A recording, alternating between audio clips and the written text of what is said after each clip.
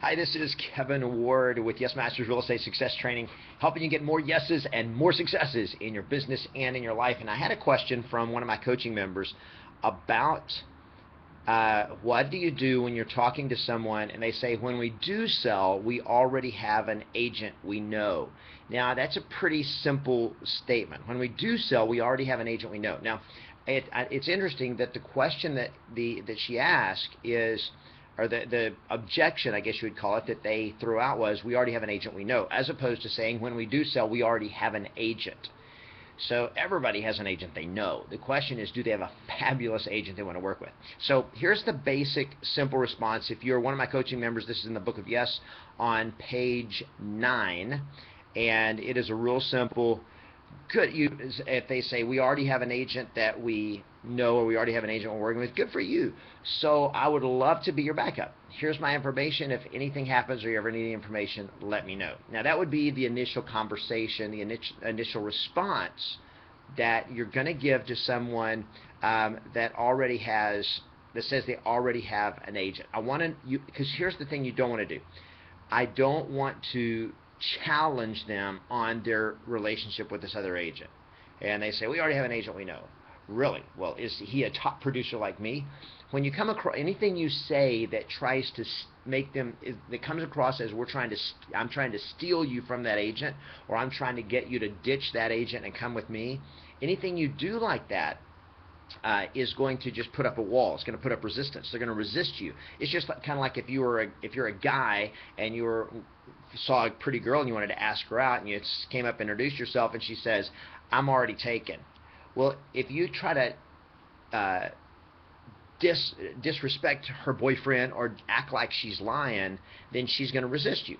So if you say, awesome, great. So if you just acknowledge it, great, well, I can understand that because you're so beautiful. In other words, you don't try to take her away from him, you just acknowledge it. So they say, we've already got an agent that we know. Oh, you already know an agent. Good for you. Well, I'll tell you what, I would love to be your backup. Just in case anything ever happens or you ever have any questions, can't reach out and can't get in touch with them, I would love for you to contact me, and I'll be happy to help you with anything that's possible. So I'm just taking on the backup role. Now, if they just say, yeah, we already know agents and so forth, great. So you already know some agents. Awesome. So I guess my question would be, do you have a fabulous go-to agent that you definitely know you want representing you, or are you going to still be in that picking process when that thing happens? So if they give any indication that we know agents, but it doesn't come across clearly as they are attached to that agent, then it's okay to say, so is this an agent you're definitely going to use, or is it just somebody that you know? In other words, you're 100% sure they're the best agent and so forth. It's okay to ask those questions when they communicate with some, less than a total loyalty response. So if I say, great, oh, good for you, so you already have an agent working with, good for you, I would love to be your backup. So is this an agent that you've worked with a lot in the past, or just somebody that you know? I might ask another question like that just to dig a little deeper, and they say, well, no, we've never used them before, but they go to church with us, or they live down the street, or our kids are on the same soccer team. Awesome. So is this somebody you've committed to using, or just somebody that you kind of, obviously, since you already know them, you feel comfortable with them? I just want to get a feel. Well, we're not really sure how good they are. Now you've got an opening. Great. Well, I'll tell you what, I would love as I said, I'd love to be your backup, just to be somebody else that you can talk to for a second opinion. And obviously, just in case you decide, you know what, I want to make sure I'm getting the best agent for the job, I would love to have a conversation with you about that when the time is right. So why don't we do this? Why don't we exchange information and stay in touch?